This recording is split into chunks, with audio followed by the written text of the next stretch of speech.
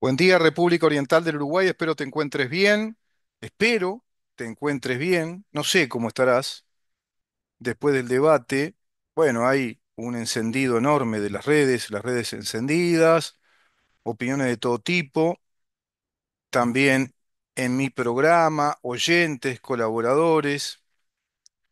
Y sigo viendo una especie de contexto grave, peligroso de confusión, sobre todo en cierta gente joven, porque cometen el error de analizar la situación política del Uruguay desde el campo paradigmático de la idealidad libertaria o de la idealidad de un modelo liberal de Estado de Derecho, el cual hemos analizado acá como corresponde y hemos planteado que nuestros análisis en el curso de estos años provienen desde los paradigmas democráticos republicanos que plantean nuestra constitución liberal como un Estado de Derecho, para que quede claro, y desde esa perspectiva paradigmática, desde esas, digamos, premisas o esos principios filosóficos de la naturaleza del Estado, debemos analizar.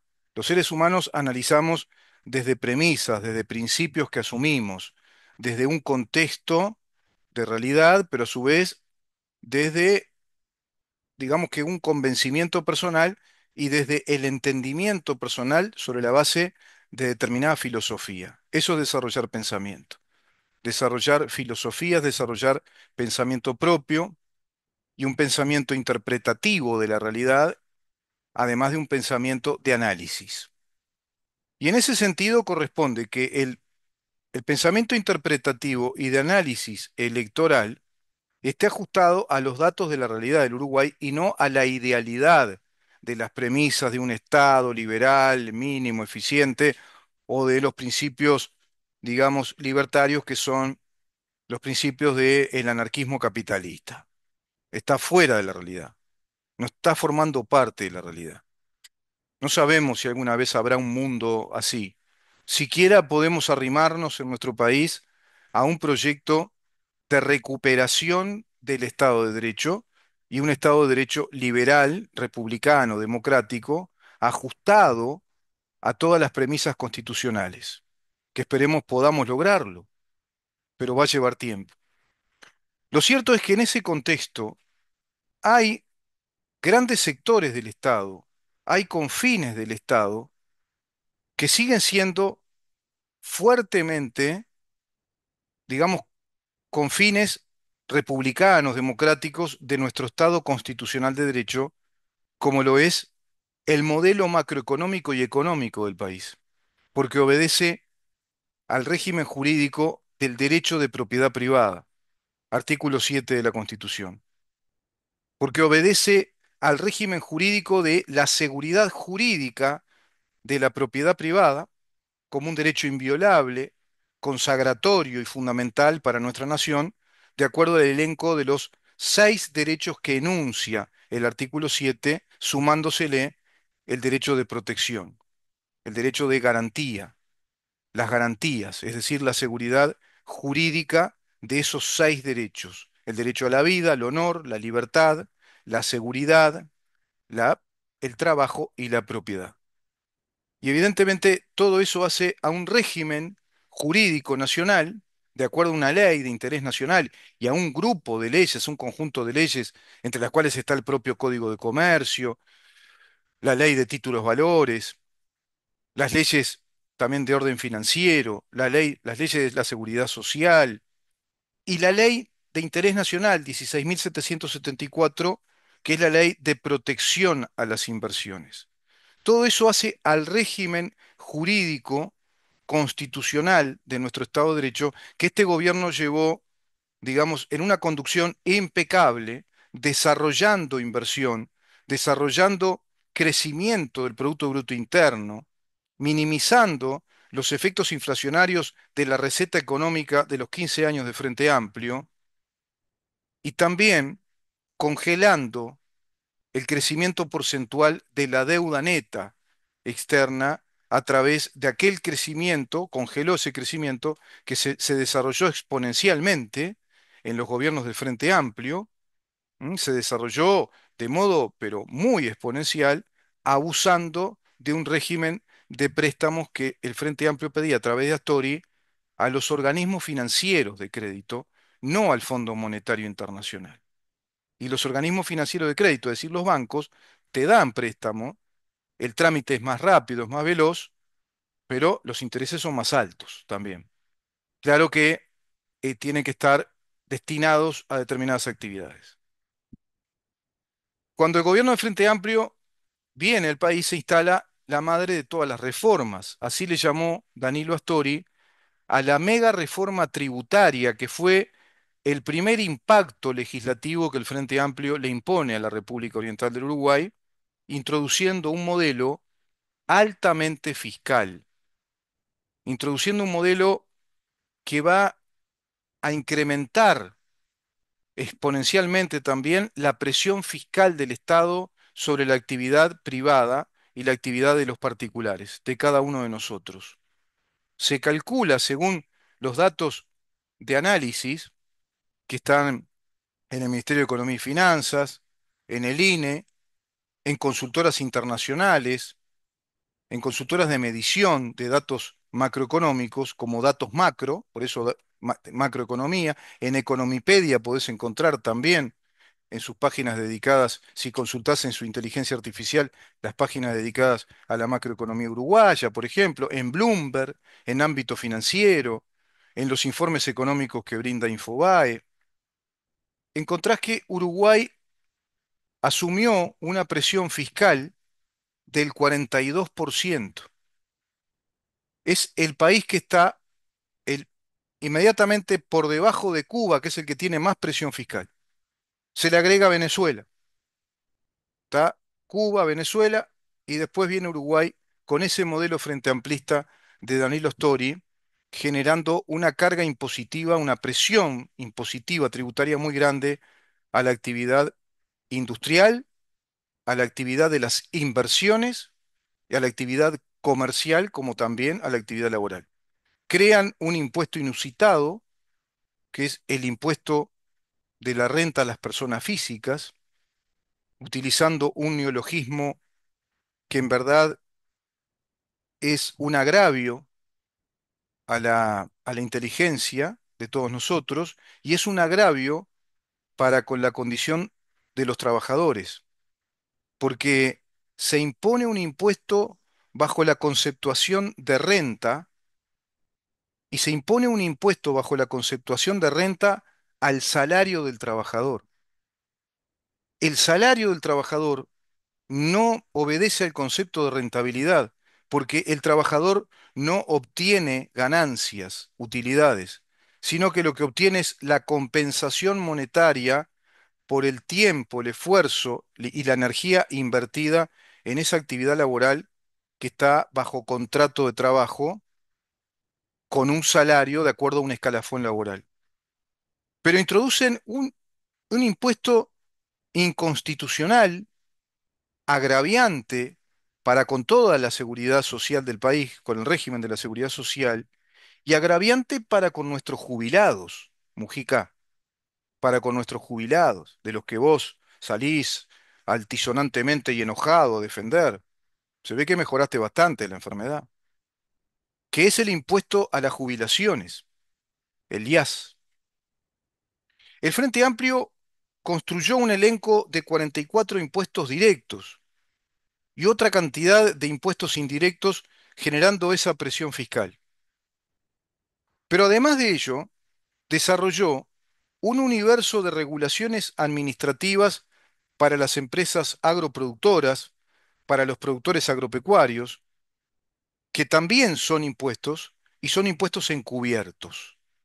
Porque la regulación administrativa, te traduzco, quiere decir trámite obligatorio para llevar a cabo una actividad que el Estado te permita a través de esa nueva ley presupuestal. ¿Qué quiero decirles con esto?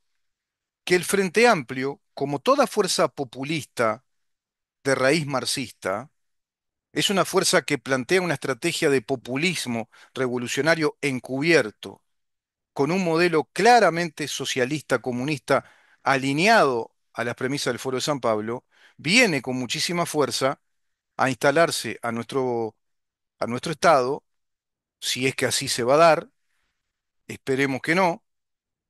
Yo ya no sé bien qué pensar de los uruguayos, pienso que no, pienso que el pueblo uruguayo no va a querer eso. Se vienen a instalar con la fuerza de desarrollar una segunda gran etapa de ese socialismo que construyeron en los 15 años, dejándonos un Estado social marxista, ideológico, fuertemente instrumentado a través de esa ley presupuestal, fuertemente instrumentado a través de esa burocracia creada por ese presupuesto y fuertemente instrumentado por un vehículo o herramienta o tecnología revolucionaria como lo es el PIT-CNT.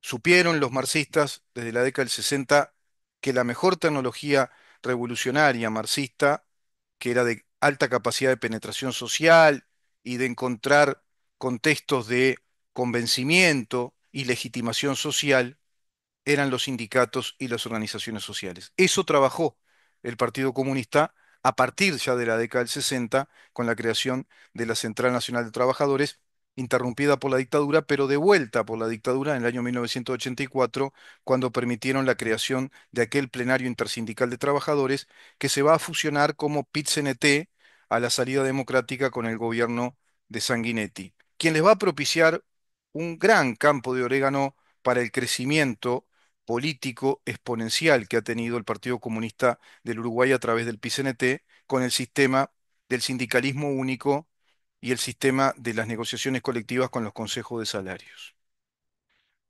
Están desesperados por volver con todo ese, digamos, instrumento y con esta estructura de base y estructura de Estado, porque ha mejorado muchísimo este país en lo económico. Se ha desarrollado desde el campo de las inversiones, se ha desarrollado en la inversión de tecnología, ha desarrollado ya un proceso, digamos, de transformación también en el sistema educativo que pretende continuar y acelerar para generar más capital humano, y ahí está la base fundamental del desarrollo. Pretenden los Frente Amplistas arrebatar, como se dice en la jerga política, todas esas joyas de la corona. En las bases programáticas, el Frente Amplio está insistiendo en la enorme carga impositiva que requieren para concentrar de recursos económicos al Poder Ejecutivo, dado que tienen pensada la creación de cuatro ministerios nuevos, y la prioridad de 33 puntos que obedecen a las políticas públicas que desarrollarían de acuerdo a esos ministerios. Ministerio de Justicia y Derechos Humanos, una auditoría general de la Fiscalía General de la Nación, Ministerio de la Mujer y del Género, Ministerio de Tecnología, o Ministerio de Tecnología y Ciencia, creo que le van a poner, y a su vez una Agencia Nacional para el Desarrollo de la Industria Agropecuaria.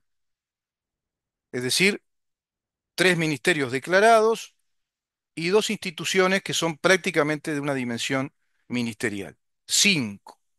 Cinco grandes instituciones, y a su vez hablan de fortalecer todas las políticas de los colectivos sociales, de los colectivos sociales minoritarios, vulnerables, siguen diciendo ellos, como son los colectivos de género, los colectivos transexuales, los colectivos de feministas, etcétera. Es decir, van a fortalecer también el campo presupuestal vinculado a la ideología de género. Y a su vez van a instalar nuevas tipificaciones penales para dotar al Estado uruguayo ya de una ideología mucho más acentrada, más definida, con el delito de negacionismo, de terrorismo de Estado y con el delito de incitación a la violencia de género para todos aquellos que hagamos el ejercicio racional que corresponde, el ejercicio crítico, incluso desde el periodismo, desde la docencia, desde el pensamiento, desde la escritura, desde la comunicación, que hagamos respecto a la falsa teoría de que acá hubo terrorismo de Estado, y falsa por todos lados, y también a la ideología anticientífica del género y sus derechos. Ese es el Frente Amplio que viene a gobernarnos, si viene, y tan mentirosos son que con este candidato, al que ya la mayoría de la gente, el pueblo le llama Tribilín, que es Yamandu Orsi, con graves dificultades para articular una expresión más o menos acabada y de sentido común, bueno, prácticamente debatió con un teleprompter y no permitieron el debate final, el cierre de debate, que es la discusión interpersonal entre ambos expositores de las primeras partes, que son los ejes temáticos, la exposición de uno y otro, cerrando eso como correspondía con un debate entre ambos, entrando en discusión, uno primero, luego el otro, sin pisarse, pero discutiéndose directamente y exponiendo sus ideas de país ante la opinión pública. Porque es la única vez que tenemos los ciudadanos de a pie la oportunidad de ver a dos candidatos a presidente demostrando qué pensamiento de país tienen, demostrándonos, exhibiendo ante nosotros la capacidad de discusión y de desarrollo de conceptos, de desarrollo de ideas y cómo las defienden respecto a una idea de país o a ideas de un plan de gobierno. Se negaron desde el Frente Amplio, no quisieron hacerlo. Esto lo dijo el comando de Delgado, protestaron ante la Corte Electoral, el doctor Eduardo Luz, conversando conmigo, me manifestaba que hay un gravísimo problema ahí, un descontento, no aceptaron el cierre del debate, es decir, la discusión interpersonal y el mensaje final después de la discusión dentro de cada eje, el mensaje final de acuerdo a ese eje y luego el mensaje final como cierre. Y en este caso, Yamandu Orsi fue apañado por los mentirosos comunistas delincuentes que le copiaron, hicieron un copia y pegue del programa de gobierno Un Compromiso País que presentó oficialmente a la ciudadanía esta coalición de gobierno. Gravísimo.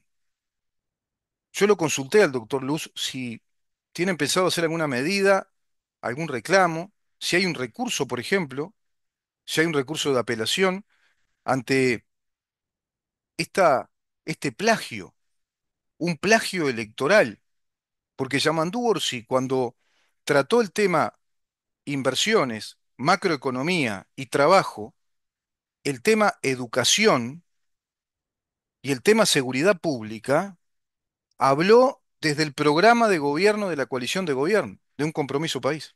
Lo tengo leído, he leído todo. Era, reci- Me daba cuenta que estaba recitando todos los puntos, que los dio de modo genérico, todos los puntos de desarrollo de las políticas públicas que llevaría a cabo este gobierno si nosotros le renováramos el contrato.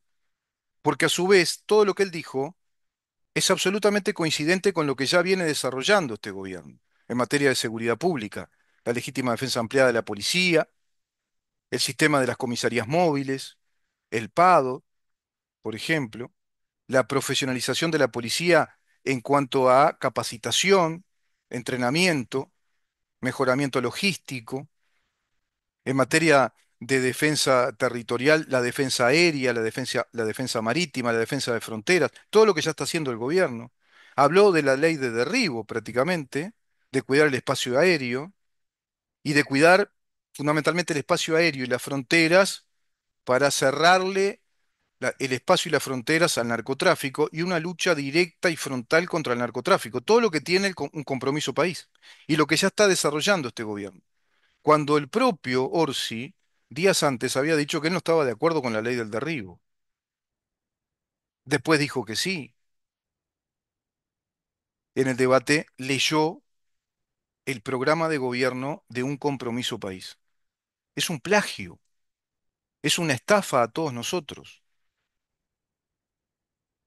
Y según se desprende de mi deducción, esto lo hicieron por dos motivos.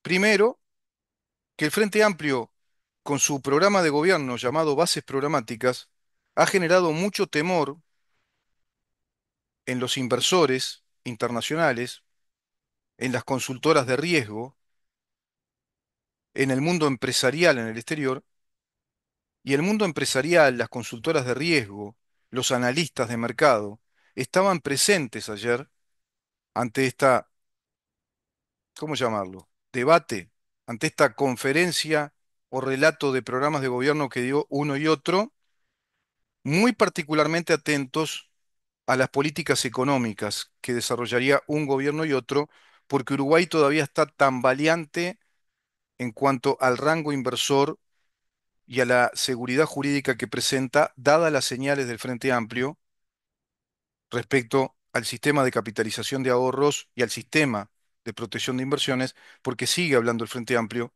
de revisar a fondo ese asunto y de alguna manera salirse con la suya respecto a limitar el sistema de capitalización de ahorros, lo que no pudo hacer por la vía plebiscitaria, que a su vez era una vía inconstitucional y atentatoria para con nuestra Constitución y el régimen jurídico que ampara. Ese es el Frente Amplio, el que nos miente en la cara. ¿Se imaginan ustedes si nos enteráramos, el mundo se enterara que Kamala Harris plagió el plan de gobierno en materia económica y de seguridad y el plan de recursos administrativos de Donald Trump? ¿Qué hubiera pasado? ¿Se imaginan si Sergio Massa le hubiera copiado el plan económico, administrativo, financiero a, a Javier Milei? ¿Qué hubiera pasado? Y en Uruguay no pasa nada. Se negaron al debate final como cierre, precisamente dándole naturaleza de debate a esa exposición que quedó inconclusa, quedó con un formato de dos expositores. Delgado intentó, lo hizo varias veces, introducir el debate, provocó, manifestó deterioros brutales que el Frente Amplio dejó, los desastres económicos que hicieron, las mentiras, las inconsistencias, las mentiras de Orsi, cuando Orsi hablaba que había que poner impuestos y ahí dijo que no iba a poner ningún impuesto más. Ahora te voy a mostrar un video. Cuando reiteró que no iba a tocar las AFAPs, pero era necesario revisar y que sí es bueno revisar todo eso porque puede tener elementos críticos, factores críticos, eso se lo escribió Done, que habla de los factores críticos y que pueden haber cosas a corregir, que hay cosas que pueden estar mal. Y no está nada mal, es un sistema de capitalización de ahorro que inclusive habría que profundizar en una escala gradual generacional para que todos pudieran ingresar plenamente a un sistema de capitalización de ahorros e ir eliminando también lo del sistema mixto para pasar completamente al sistema de capitalización de ahorros. Eso es lo que hay que hablar. No revisar para limitar el sistema de capitalización de ahorros o poner en tela de juicio el régimen jurídico de la propiedad privada y de la protección a las inversiones. Nos mintieron en la cara. Es muy peligroso. Vos podés confiar, vos le podés dar un cheque en blanco al gobierno de una persona que no sabe lo que va a hacer, que no tiene idea de cómo funciona el Estado, que perdió el examen, que de las 19 preguntas, como te decía ayer, 16 no las sabe contestar, y que le ponen un teleprompter y quedó duro como rulo de estatua, así, mirando para adelante, siempre con la misma postura. Una persona que tuvo que leer su propio currículum y los datos de su señora. Una persona que tuvo que leer los saludos que tenía que hacer. ¿Vos le confiarías el voto a alguien que viene a mentirnos en la cara, copiando el plan de gobierno de la fuerza electoralmente competidora, adversaria? Copiaron directamente un compromiso país. ¿Vos confiarías el gobierno en una fuerza política que no se anima a su verdadero plan de gobierno? Porque saben que nos espantarían, que provocarían miedo. Ese plan de gobierno son las bases programáticas, que hablan de esos cuatro, cinco grandes prácticamente ministerios, de concentrar recursos económicos en el Ejecutivo, de una escalada impositiva necesaria para fortalecer el Poder Ejecutivo en cuanto a la administración de esos recursos que pretenden distribuir como si fueran los dueños y señores del país, con la introducción de nuevas funciones dentro del Estado, como el Ministerio de Justicia y Derechos Humanos, concentrando todo el sistema de la justicia penal, mucho más aún que lo que está ahora en el Poder Ejecutivo, prácticamente eliminando las funciones de un poder judicial que quedará como un poder nominal, como un poder testimonial para los uruguayos. Son muy peligrosos. El comunista cuando habla miente, y ayer mintieron. todos, a través de Orsi. Lo hicieron mentir. Lo hicieron mentir con un programa de gobierno que usaron de la contraparte. Nos hablaron con el programa de gobierno de la coalición de gobierno. Es una cosa increíble. Te voy a mostrar lo que Orsi decía respecto a los impuestos para cotejar con lo que dijo ayer. Vamos a ver si encontramos acá. Fíjense lo que dijo Orsi sobre impuestos. Eso es un disparate si lo analizamos. Que un candidato a presidente diga, yo no voy a subir tarifa, es porque no sabe nada o porque en realidad buscó un atajo para convencernos. Y aclaro, no vamos a aumentar los impuestos. ¿Queda claro? Esa última parte es la de ayer, la del debate, que dijo, ya claro, no vamos a aumentar los impuestos. Tuvo todo el tiempo diciendo, es un disparate hablar de que no se van a aumentar impuestos o que no se van a incrementar las tarifas. Además, él mezcla concepto de tarifa con impuesto. Creo que no tiene claro qué es tarifa y qué es impuesto, pero habló todo el tiempo de que es bueno. ¿Se acuerdan que yo hacía la parodia? Mal parodia, ¿no? Mal hecha, porque yo no soy actor. Pero ¿quién dijo que no está bueno poner impuestos? Los impuestos son buenos para el gobierno, el Estado tiene que tener impuestos. Habló de poner impuestos. Y ahí lo vieron, esas contradicciones que ayer dejó en evidencia, lo puso en evidencia Álvaro Delgado en varias oportunidades. Las contradicciones que plantea Orsi en sí mismo como personaje, como candidato para nada calificado, como un candidato descalificado como presidente de la República. No sé qué pasará, sinceramente, el 24 de noviembre, pero si Uruguay cae en las garras de este comunismo camuflado, creo yo que entramos en un camino en el cual podemos hablar ya de un punto histórico sin retorno hacia las posibles conquistas y recuperaciones de nuestro Estado de Derecho. Este gobierno ha mejorado muchísimo. ¿Qué diferencia un gobierno que ha provocado inversión directa extranjera después de la pandemia en el año 2022 de 1.200 millones de dólares, en el año 2023 de 1.200 millones de dólares, en el año 2024 de 1.054 millones de dólares, que ha hecho crecer el Producto Bruto Interno de 56.000 millones de dólares en 75.000 millones, 400 y pico más de dólares, que ha bajado la inflación a un 4,8, que ha recuperado 108.000 puestos de trabajo, que ha recuperado el salario real, históricamente como hace 40 años Uruguay no tuvo, 3,8% más de capacidad adquisitiva tiene el salario de los trabajadores, y se siguen recuperando. Plan de viviendas que se ha desarrollado, el plan de infraestructura, por supuesto, de caminería que criticaba José Mujica sin entender nada de economía. ¿Qué diferencia, no? Que un gobierno te genere una inversión directa extranjera, inversión, capitales, empresas extranjeras que vinieron a invertir porque confían en Uruguay, 1.200 millones de dólares para nuestro país, de cantidad de empresarios que confiaron en el Uruguay. ¿Qué diferencia con la administración que hizo Carolina Cose en Antel cuando la dejó desfinanciada en 1.000 millones de dólares? Le dejó una deuda de 1.000 millones de dólares. ¿Qué diferencia con una Carolina Cose que hizo una Antel Arena fuera de la competencia de Antel y triplicó un costo oscuro que ella nos dio porque no obedeció jamás a la licitación abierta en 120 millones de dólares, gastando 2 millones de dólares en una canchita de baby fútbol, por ejemplo? ¿Qué diferencia con una Carolina Cose que dejó una deuda ahora de 464 millones de dólares en la Intendencia de Montevideo? ¿Qué diferencia con un Yamandu Orsi que dejó endeudada también a la Intendencia de Canelones? ¿Qué diferencia con una Intendencia Frente Amplista que tiene 35 años en Montevideo y que siempre es deficitaria? ¿Qué diferencia con un gobierno del Frente Amplio que ha fundido empresas públicas monopólicas, así de modo obsceno?